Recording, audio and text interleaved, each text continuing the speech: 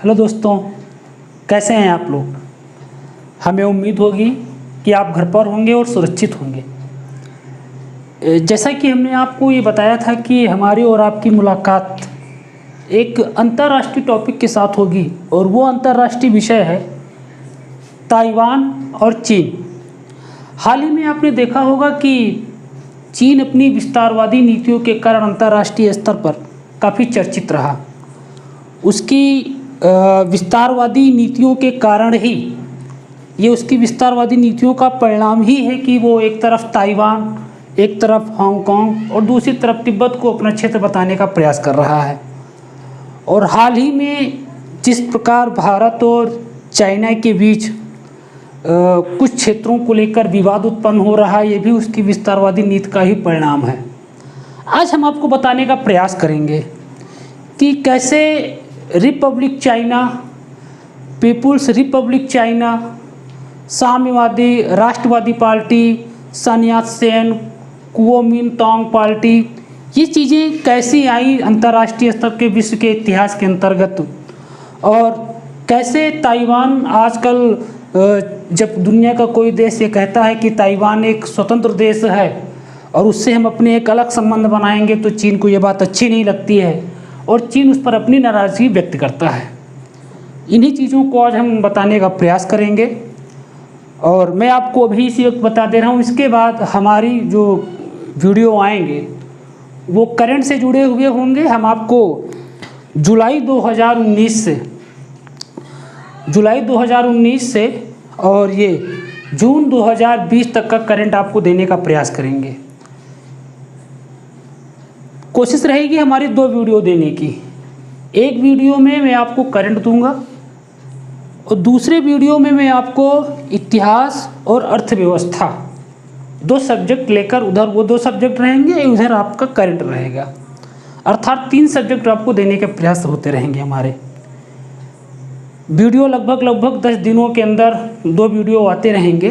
कोशिश हमारी यही रहेगी, अगर सारी चीज़ें हम लोगों के साथ रहीं तो आइए आज हमारी और आपकी मुलाकात जिस एक टॉपिक के साथ होने जा रही है वो टॉपिक है ताइवान और चीन के संबंध। तो सबसे पहले हम लोग जिस टॉपिक को पढ़ेंगे वो है चीन और ताइवान। अंतर्राष्ट्रीय स्तर पर हाल ही में चीन और ताइवान के संबंधों को लेकर चीन और ताइवान के अंतर्राष्ट्रीय संबंधों को लेकर काफ़ी विवाद रहा। कैसे ये सारी चीज़ें बदलती गई अंतर्राष्ट्रीय स्तर पर, उन चीज़ों को देखने का प्रयास करेंगे और मैप के माध्यम से भी उन चीज़ों को देखने का प्रयास करेंगे। अगर ये सारी चीज़ें हम लोगों को दिखाई दे रही होंगी तो ये जो हिस्सा हमने बना रखा है ये आपका चाइना है, ये चीन है वर्तमान में, ये कोरिया प्रायद्वीप है। कौन सा? कोरिया प्रायद्वीप। ये एक सागर है और इस सागर का नाम है पीला सागर। ये कौन सा सागर है? पीला सागर। और यहाँ पे एक सागर है, इस सागर का नाम है पूर्वी चीन सागर। और यहाँ पे एक सागर है और इस सागर का नाम है दक्षिणी चीन सागर। ये दक्षिणी चीन सागर है, ये पूर्वी चीन सागर है, ये पीला सागर है और इधर एक सागर है और इस सागर का नाम है जापान सागर। तो ये जापान सागर, पीला सागर, पूर्वी चीन सागर और दक्षिणी चीन सागर, और ये सारे सागर प्रशांत महासागर के हिस्से हैं। अर्थात अगर हमसे पूछा जाए कि कभी चीन के जो तटीय क्षेत्र वाले जो सागर हैं, जो प्रशांत महासागर में स्थित हैं, उनका उत्तर से दक्षिण की ओर क्रम क्या है, तो क्रम में जापान सागर, पीला सागर, पूर्वी चीन सागर और दक्षिणी चीन सागर। अब ये चीज़ें आगे भी आपको बताने का प्रयास करेंगे कि चीज़ें क्यों बताई जा रही हैं। और ये कोरिया प्रायद्वीप है और इसी कोरिया प्रायद्वीप पर 2 देश हैं। ये जो है इस देश का नाम है उत्तरी कोरिया और ये जो देश है इस देश का नाम है दक्षिणी कोरिया। और ये जो एक छोटा सा द्वीप बना है और इस द्वीप का नाम है ताइवान। इस द्वीप का क्या नाम है? ताइवान। और ये जो क्षेत्र है, इस पूरे क्षेत्र का क्या नाम है? चाइना। तो आइए इन चीज़ों को समझने का प्रयास करते हैं। एक बार फिर देख लीजिए, ये चीन है, ये पीला सागर है, ये पूर्वी चीन सागर है, ये दक्षिणी चीन सागर है और ये जापान सागर है। ये सारे सागर प्रशांत महासागर के हिस्से हैं और ये ये सारे सागर चीन की सीमा को स्पर्श करते हैं। ये एक द्वीप है जो प्रशांत महासागर में स्थित है और इस द्वीप का नाम है ताइवान। ये एक प्रायद्वीप है और इस पूरे प्रायद्वीप का नाम है कोरिया प्रायद्वीप। और इस कोरिया प्रायद्वीप में ये उत्तरी कोरिया है और ये दक्षिणी कोरिया है। तो आइए चीन और ताइवान के संबंधों को देखने का प्रयास करते हैं। चीज़ों को बारीकी से समझने का प्रयास करिएगा। कहा जाता है कि चीन में एक वंश था और उस वंश का नाम था क्विंग वंश। क्या नाम था? क्विंग वंश। जैसे भारत में पढ़ते होंगे कि भारत में मुगल साम्राज्य था, मगध साम्राज्य था, भारत में मौर्य साम्राज्य था, वैसे ही चीन में एक वंश था और उस वंश का नाम था क्विंग वंश। बताया जाता है कि इस क्विंग वंश के जो शासक थे, इस क्विंग वंश के जो शासक थे, जो राजा थे, ये राजा बड़े ही कमज़ोर थे। यहाँ पर कमज़ोर का ये बिल्कुल इसका मतलब नहीं कि यहाँ के राजा शारीरिक रूप से बहुत दुबले पतले थे। कमज़ोर होने का मतलब ये हुआ कि उन राजाओं के अंदर इतनी क्षमता नहीं थी कि वो चीन जैसे विशाल साम्राज्य का नेतृत्व कर सकें। इसको आप भारत के साथ समझ सकते हैं। जैसे भारत में मुगल वंश था, मुगल वंश का एक शासक था जिसका नाम था औरंगजेब। जैसे ही औरंगजेब की मृत्यु हो जाती है, मुगल वंश का अस्तित्व धीरे धीरे समाप्त होते जाता है, क्योंकि औरंगजेब के पश्चात मुगल वंश का ऐसा कोई शासक ना हुआ जो इतने बड़े साम्राज्य को देख सके। लिहाजा ये हुआ कि जैसे ही मुगल वंश के अत्यंत कमज़ोर शासक हुए तो उनके पड़ोसी राज्यों ने, बाहरी क्षेत्रों ने मुगल वंश पर आक्रमण करना शुरू कर दिया और चीज़ें फिर क्षेत्रीय शासकों के रूप में उभरना शुरू हो गए। वैसे ही कहा जाता है कि क्विंग वंश जो चीन में एक साम्राज्य था, यहाँ के जो राजा थे वो अत्यंत कमज़ोर थे। यहाँ के शासकों के कमज़ोर होने का फ़ायदा एक देश ने उठाया और उस देश का नाम था जापान। क्या नाम था? जापान। और जापान को निप्पन के नाम से भी पुकारते हैं।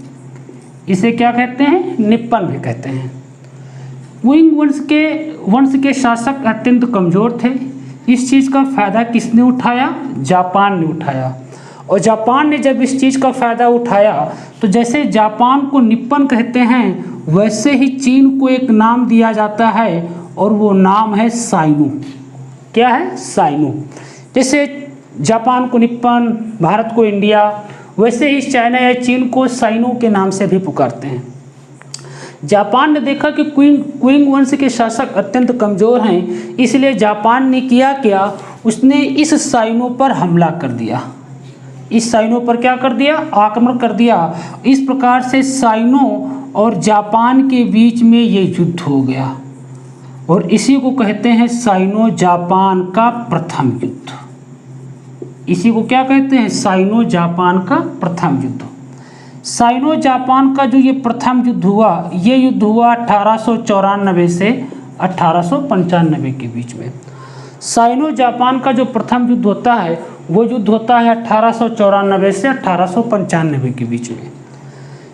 इस युद्ध में ये जो जापान होता है, ये जापान इस युद्ध में जीत जाता है तथा वो साइनो अर्थात चीन को इस युद्ध में हरा देता है।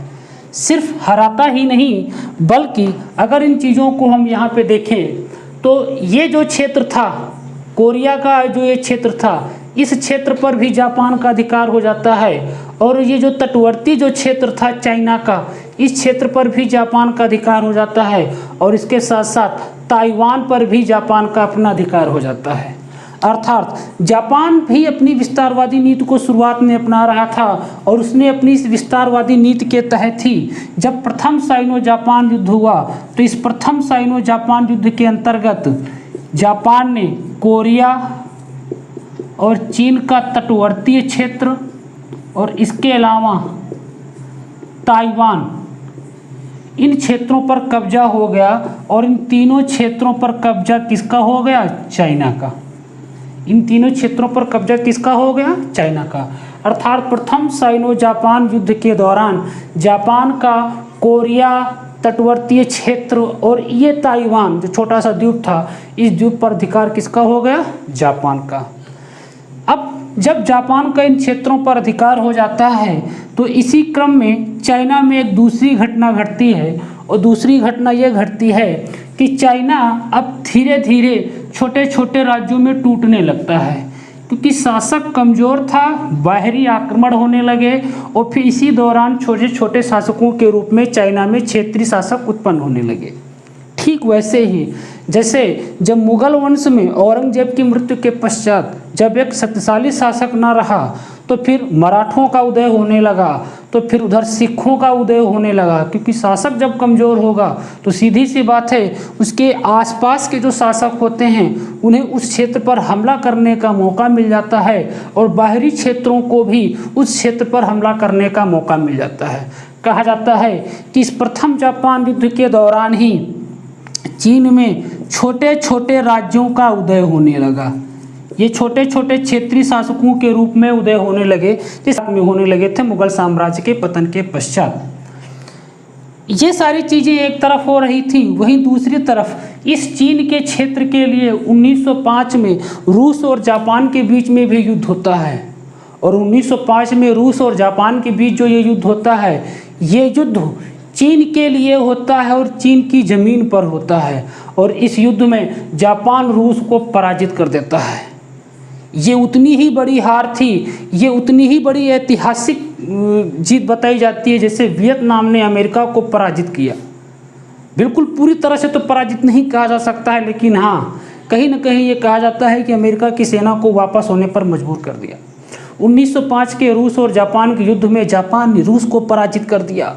एक तरफ वो चीन को परास्त करता चला जा रहा है, और इसी दौरान फिर चीन में छोटे छोटे राज्यों का भी उदय होने लगा, चीन बिखरने लगा। ये सारी चीज़ें जब चीन में एक तरफ हो रही थी तो इसी दौरान चीन में एक व्यक्ति का जन्म होता है 1866 में। 1866 में जब उस व्यक्ति का जन्म होता है, और उस व्यक्ति का नाम था 1866 में एक व्यक्ति का जन्म होता है और उस व्यक्ति का नाम था सन यात सेन। क्या नाम था? सन यात सेन। अब आपको पता होगा कि 1866 के समय ही भारत में देवबंद आंदोलन का भी आगाज हुआ था, जो इस्लाम के प्राचीन शिक्षा का समर्थन करता था।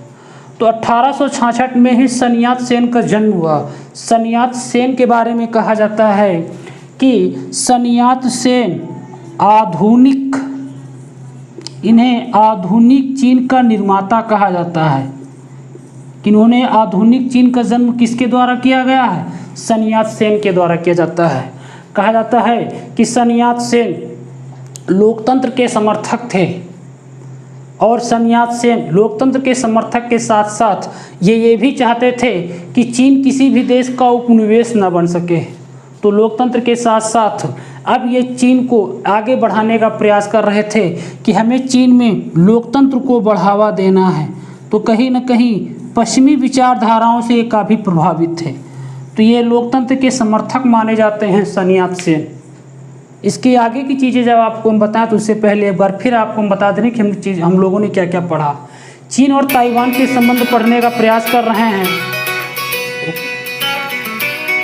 तो 1866 में सन यात सेन का जन्म होता है, और हमने आपको बताया कि इन्होंने ये आधुनिक चीन के निर्माता माने जाते हैं, लोकतंत्र के समर्थक थे। इन चीज़ों को एक बार फिर से देख लेते हैं।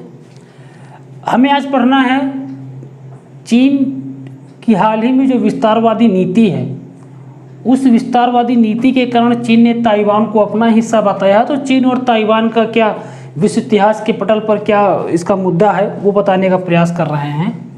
तो हमने आपको बताया कि ये चाइना का मैप है, ये कोरिया प्रायद्वीप है, ये जापान सागर है, पीला सागर है, पूर्वी चीन सागर है, दक्षिणी चीन सागर है, और ये ताइवान द्वीप है।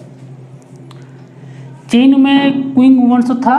क्विंग वंश के जो राजा थे वो अत्यंत कमज़ोर थे, और इन शासकों की कमजोरी का फ़ायदा उठाया जापान ने। जापान जिसे निप्पन के नाम से भी पुकारा जाता है। जैसे जापान को निप्पन कहते हैं, वैसे ही चीन को साइनो कहते हैं। क्विंग वंश के राजाओं की कमजोरी का फ़ायदा जापान ने उठाया, और इस प्रकार से जापान ने चाइना पर हमला किया, और इसी हमले को कहा जाता है साइनो जापान का प्रथम युद्ध। और ये साइनो जापान का प्रथम युद्ध 1894-95 में होता है। इस युद्ध में साइनो हार जाता है तथा जापान इस युद्ध में जीत जाता है। जापान ने इस प्रथम साइनो जापान युद्ध में कोरिया प्रायद्वीप, पूर्वी तटवर्ती क्षेत्र और ताइवान क्षेत्रों पर कब्जा हो गया और इन क्षेत्रों पर कब्जा किसका हो गया? जापान का। इसी के पश्चात आगे की कड़ी में ये चीन अब छोटे छोटे राज्यों में बंटने लगता है, क्षेत्रीय शासक होने लगते हैं और फिर इसी दौरान सन यात सेन की भी भूमिका चीन में बढ़ने लगती है। सन यात सेन जिनका जन्म 1866 में हुआ था और सन यात सेन अब अपनी विचारों को चीन पर लागू करने का प्रयास करते हैं। सन यात सेन को आधुनिक चीन का जन्मदाता माना जाता है तथा सन यात सेन लोकतंत्र के एक बहुत बड़े समर्थक थे। ये सारी चीज़ें हमने आपको यहाँ तक बताई। अब इसके आगे की कहानी देखिए। सन यात सेन जो लोकतंत्र के एक बहुत बड़े समर्थक हैं कहा जाता है, इसी कड़ी में सन यात सेन एक पार्टी बनाते हैं और इस पार्टी का जन्म होता है 1912 में। सन यात सेन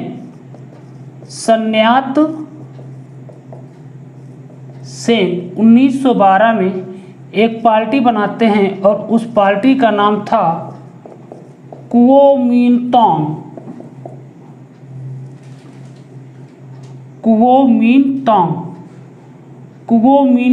पार्टी। क्या नाम था? कुओमिंटांग पार्टी, या इस पार्टी को नेशनल पीपुल्स पार्टी के नाम से भी पुकारा जाता है।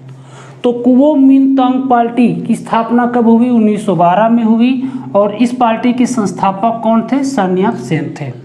सन यात सेन की इस पार्टी का उद्देश्य था कि चाइना जो छोटे छोटे क्षेत्रीय शासकों के छोटे छोटे राज्यों के रूप में विभाजित था, इन सारे राज्यों को जोड़कर एक चाइना का निर्माण करना, अर्थात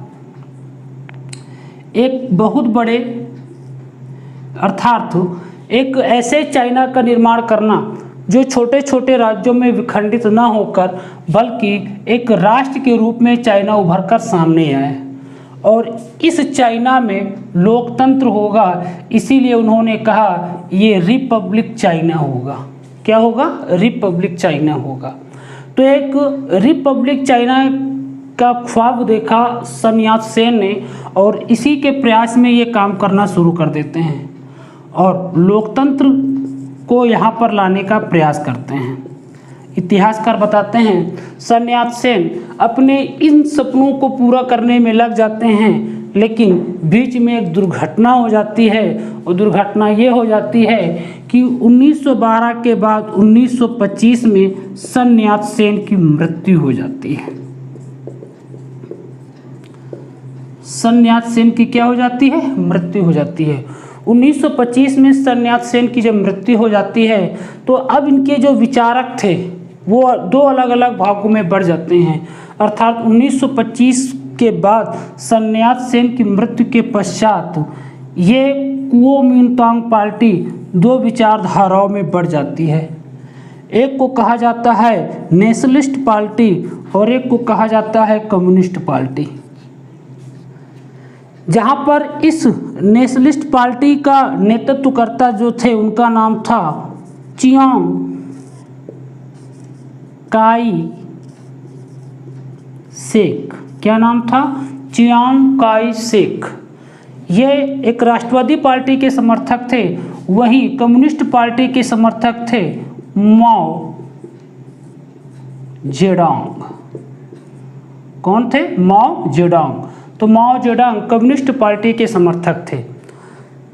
चियांग काई शेक का उद्देश्य था चीन में लोकतंत्र लाना।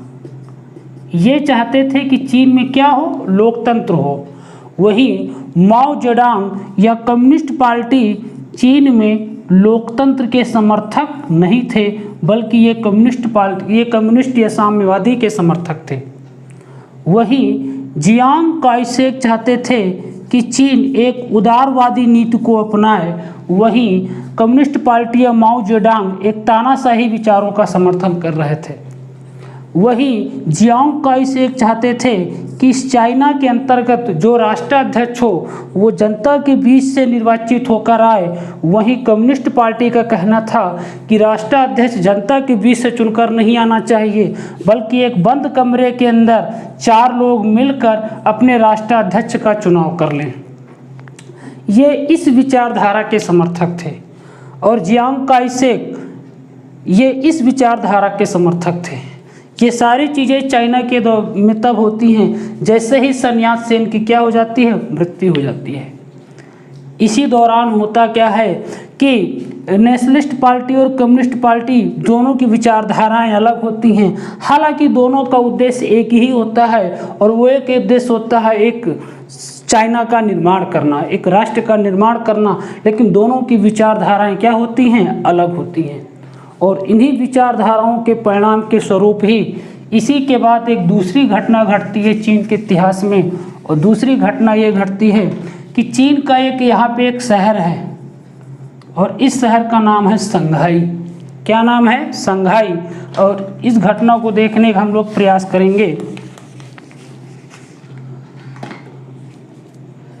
चीन का एक शहर था, उस शहर का नाम था संघाई। इस संघाई शहर से नेशनलिस्ट पार्टी के जो लोग थे, इस पार्टी के जो लोग थे, ये लोग कम्युनिस्ट पार्टी के लोगों को मारने लगे। इस पार्टी के लोग कम्युनिस्ट पार्टी के लोगों को मारने लगे और सिर्फ मारा ही नहीं, बहुत बुरी तरह इन लोगों को मारा गया, नरसंहार किया गया कम्युनिस्ट पार्टी के लोगों का। कहाँ? संघाई में। जैसे कश्मीर से कश्मीर पंडितों को मारा जाता है, जैसे म्यांमार में जो रोहिंग्या मुसलमानों को वहाँ से भगाया जाता है, ठीक वैसे ही ये नेशनलिस्ट पार्टी के लोग कम्युनिस्ट पार्टी के लोगों को बहुत ज़्यादा मारते पीटते हैं। लिहाजा ये हुआ कि देखते ही देखते संघाई में नरसंहार हो गया और इसी को कहते हैं संघाई का नरसंहार। और ये संघाई का नरसंहार हुआ 1927 से लेकर 1950 तक। और इसी घटना को कहा जाता है चीन का गृह युद्ध। यही है चीन का गृह युद्ध। दो विचारधाराएं आपस में लड़ने पर मर मिटने के लिए तैयार हो जाती हैं, एक दूसरे को मारने और ख़त्म करने के लिए तैयार हो जाते हैं। 1927 से 1950 तक, अर्थात ये गृह युद्ध तब तक चलता रहा जब तक किसी एक पार्टी का अस्तित्व खत्म नहीं हो गया और एक पार्टी अपने वर्चस्व में नहीं आ गई।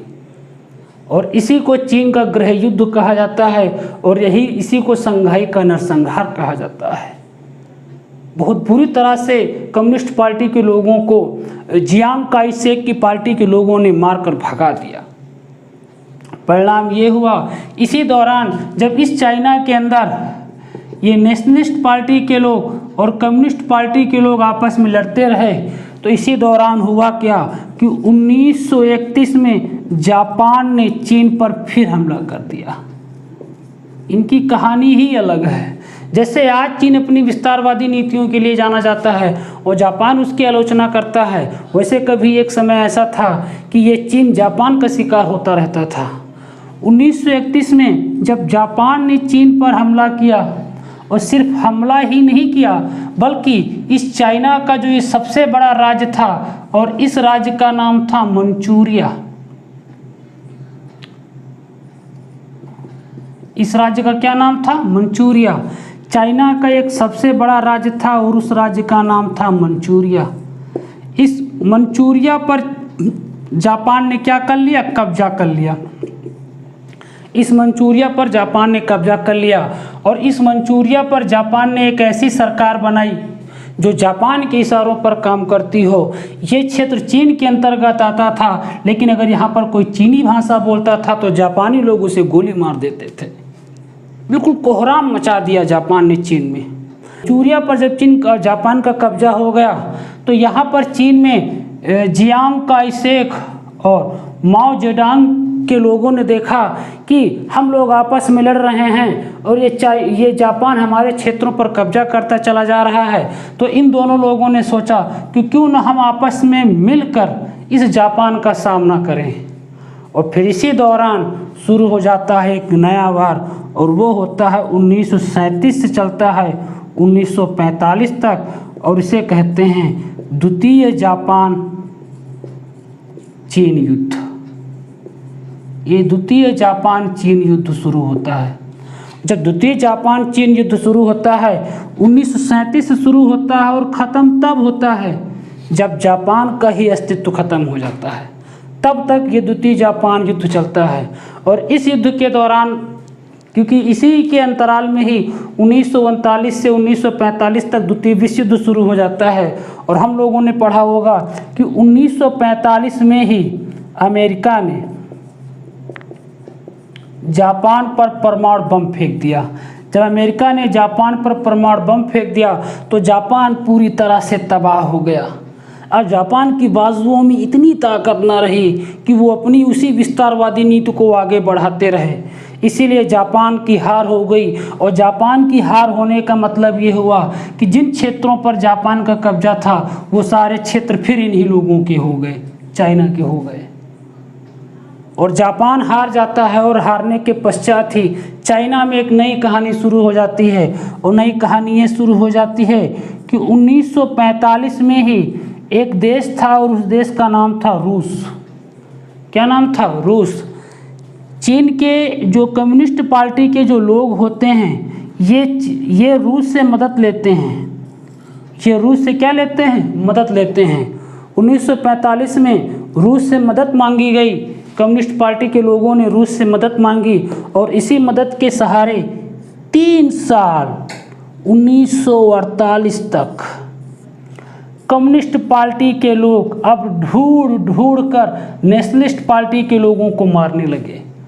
इन लोगों ने अब इन्हें बहुत बुरी तरह से मारा, और यहाँ से जापान से ये जो चाइना का जो एरिया था, यहाँ से इन लोगों ने इनको भगा दिया। जहाँ मिलते थे ये जियांग काई शेक के लोग जहाँ भी मिलते थे इनको भगा देते थे। भागते भागते ये मात्र कुछ क्षेत्रों तक ही सिमट गए, और पूरा का पूरा अब ये चाइना, ये जो पूरा का पूरा चाइना था, ये चाइना किसका हो गया? कम्युनिस्ट पार्टी के लोगों का हो गया।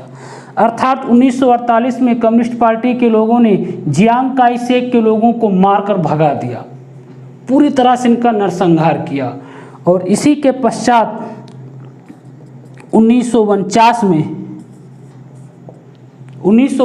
में इस कम्युनिस्ट पार्टी के लोगों ने घोषित किया कि हम जो हैं वो लोकतंत्र नहीं हैं, हम लोकतंत्र का समर्थन नहीं करते हैं, हम लोकतंत्र का समर्थन नहीं करते हैं। और ये 1949 में एक देश उभर कर सामने आया। वो देश कौन था? चीन, जो एक कम्युनिस्ट विचारधारा का समर्थन करता था।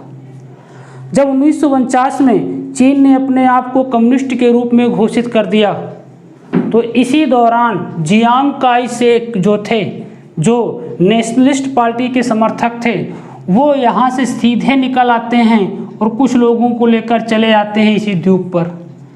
लगभग कहा जाता है ऐसे यहाँ लोगों की संख्या थी 20 लाख। कितनी थी? 20 लाख। 20 लाख लोगों को लेकर जियांग काई शेक 20 लाख लोगों को लेकर जियांग काई शेक इस द्वीप पर चले आते हैं, और इस द्वीप का नाम था फार्मोसा।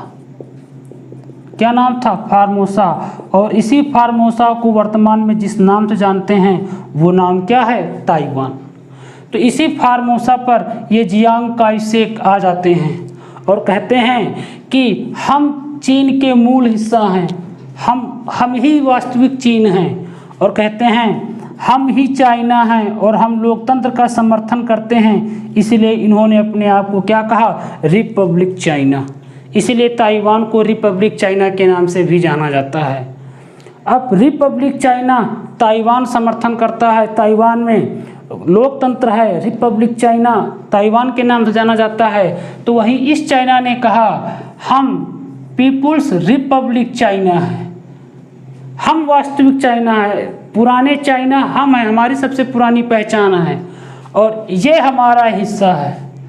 ताइवान कहता है हम असली चाइना हैं और ये हमारा हिस्सा है जो हमसे अलग हो गया है, हम इसको कभी न कभी अपने पास एक कर लेंगे। और ये कहता नहीं हम अलग हैं, ये हमारा हिस्सा है, हम इसको कभी न कभी एक कर लेंगे। इसीलिए चाइना कहता है कि ताइवान हमारा हिस्सा है। सबसे बड़ी बात तो ये है कि 1945 में जो संयुक्त राष्ट्र संघ की स्थापना होती है तो संयुक्त राष्ट्र संघ सुरक्षा परिषद में जो अस्थायी सदस्यता देता है वो रिपब्लिक चाइना को देता है, अर्थात फार्मोसा को देता है। वो रिपब्लिक चाइना को अस्थायी सदस्यता देता है और रिपब्लिक चाइना की अस्थायी सदस्यता ये 1971 तक बनी रहती है। 1971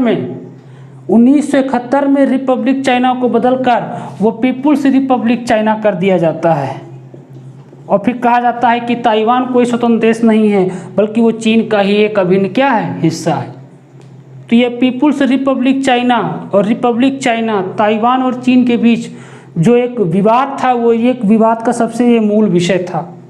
और कहा भी जाता है कि चाइना को सुरक्षा परिषद में अस्थायी सदस्य बनाने में जो सबसे बड़ा मतलब एक अंतर्राष्ट्रीय स्तर पर जो अहम योगदान था वो हमारे देश के भूतपूर्व प्रधानमंत्री जवाहरलाल नेहरू जी का भी था।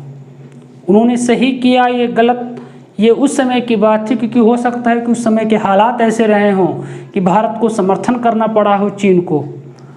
लेकिन परिणाम ये है कि चीन अगर सुरक्षा परिषद का अस्थायी सदस्य है तो वो भारत की बदौलत है। और आज दुनिया के अगर देश भारत को सुरक्षा परिषद का अस्थायी सदस्य बनाने की बात करते हैं, जिसको हमने सदस्य बनाया अस्थायी, वही आज चीन हमें अस्थायी सदस्य बनने में सबसे बड़ा रोड़ा उत्पन्न करता है। तो ये चीन और ताइवान को लेकर जो चीज़ें थी उन चीज़ों को बताने का हमने प्रयास किया। हमें उम्मीद है कि सारी चीज़ें आपको समझ में आई होंगी। इन सारी चीज़ों का किसी पेपर से संबंधित तो नहीं है, लेकिन जानकारी के लिए आपके लिए बहुत अहम चीज़ें थी। विश्व इतिहास से जुड़ा हुआ ये सब्जेक्ट है। अब आने वाले समय में करंट से जुड़े हुए वीडियो आपको मिलेंगे जो मैं जुलाई 2019 से इस जून 2020 तक के करंट को उठाने का प्रयास करूँगा। और इतिहास और अर्थव्यवस्था सब्जेक्ट के साथ हमारी और आपकी मुलाकात होगी। इस वीडियो से संबंधित जो भी समस्याएं आपको देखने में या समझने में हो, कमेंट में हमें ज़रूर बताइए। इस वीडियो को ज़्यादा से ज़्यादा शेयर करें और ज़्यादा से ज़्यादा लाइक करें। आज की मुलाकात यहीं तक, बाकी मुलाकात next episode. Okay, thank you class. जय हिंद, जय भारत।